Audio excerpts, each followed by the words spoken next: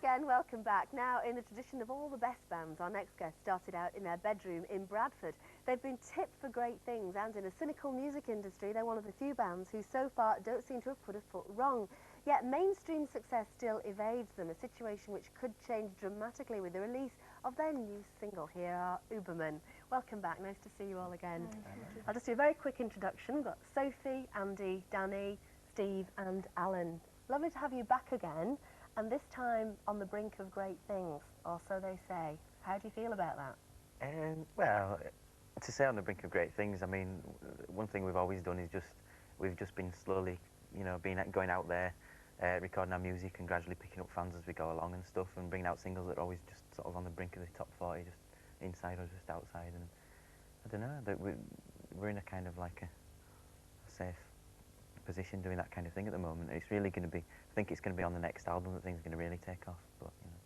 Do you actually want this kind of success? I mean, you've been described, I don't know how you feel about it, as the next Oasis, and I mean the huge success they have and the millions they make. How do you feel about the thought that you could be them? Well, it's a bit scary to be thought of being the next Oasis. I don't know, I mean, obviously if it happens and we become ridiculously big, then I think we'll take it in our stride, but we certainly don't wake up or think about the next album as being that, write the album with that in view. And like Danny said, we're just really doing the music we want to do, and we're trying to make it as genuine and heartfelt as possible. And if that picks up a lot of followers in the next couple of years, then great. But I think the main thing is just starting to slowly build up, and just using things like the website, for example, which we find is really important for what we've done, especially over the last couple of years. I think it's really via that we've got this really small but extremely hardcore base of fans. And I think the next year's really just going to be consolidating that and just build on that, really. Tell us the website name then, if anyone does want to get hold. Oh, it's dead simple. It's just ooberman.com. Oh, you can't forget that. Although the name Ooberman, people at home who don't know of you might be wondering where that name came from. Where did it come from? Wow. It is unusual. Yeah, but it sticks in the mind once you get your head around it. Certainly does, yeah. Well, I mean, the way I remember the name occurring was me and Steve were on our way to me and Danny were on our way to a party at Steve's house, and we were trying to think of a band name, and at the time me and Danny were writing this kind of fictitious radio sitcom, which was going to be called, well, I can't say what it was called because it's too early in the evening, but let's say it was going to be a bit like the League of Gentlemen, that sort of thing. And one of the characters within this radio sitcom was a guy called the Ooberman, who was this little skinny guy. He was trying to make himself appear cooler and funkier. Do you have a different explanation than every time someone asks you where you got your name from? I bet you sit there at home making up different versions. That's actually, tell me something else. actually the truth. That's actually the truth. That's the true one. Well, let's take a look before we go any further at the video of your new single, which is called Shorley Wall. If life is an open book, she'd rather read the pictures for a while. Let the figures smile, 'cause where she falls and she says, give me time, I need to find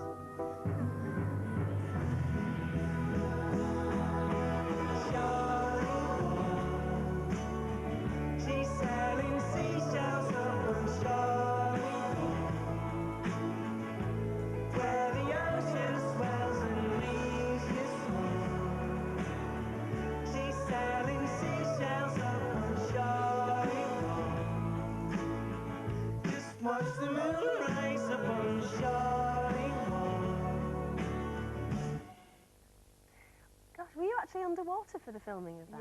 Yeah, I was underwater for about 7 hours in all, yeah. It No, was a nightmare. And you're still here? I stopped holding my breath. Pardon? And you're still here? Yeah, just about. I did get rushed off to an emergency room. Did When you? I collapsed, yeah. I had bronchitis. It's all my fault. I take responsibility for it. I was doing it with bronchitis, which was daft, and You two, So you lot collapsed. certainly believe in working hard for your money, don't you? If you're having to Yeah. film like that. Now, you're actually described in all your publicity stuff as a Liverpool band. That's not true, is it?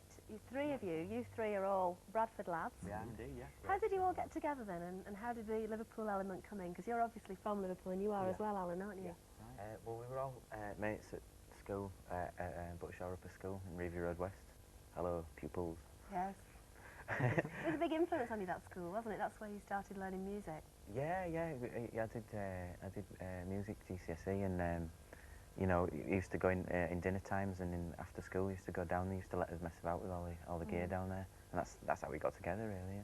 And your love for Bradford obviously lives on. Tell us why. Well, you know, Bradford City getting in the Premiership this season and all that, and the uncertainty of the future. I thought it'd be really nice to write an anthem for the Bantams, and so we have done. And Can you- called "Come What May, I Will Survive." It's this kind of survival against the odds anthem. Do they know about this at Bradford? If they're watching this now, then yeah. They will. do. This could become the chant on the terraces at Bradford. Absolutely. Oh, Well, it's a real sing-along anthem. it's Is it? Come Yeah, it's what brilliant. may. Don't sing it then, it's under Oh, I copyright. was going to ask you to give us a big blast of it then. You can't do that then. No, we Well, can't, it we means can't really, what we can want to do, right? We want to go to some kind of like really like important relegation battle match or something, and get the crowd to sing this anthem at half time, and then record it, and then we can stick it out on. We'll have to on a limited arrange edition this. release. We'll have to sort Yeah. something out. Ooberman, good luck with everything that you're doing. I know you're on tour at the moment as well. Good luck with the album called The Magic Tree House. The Magic Tree House. Take care, come back and see us soon and we'll sort out that Bradford thing. Thanks. Well, on to another success story now, and I'm sure Ooberman will approve. In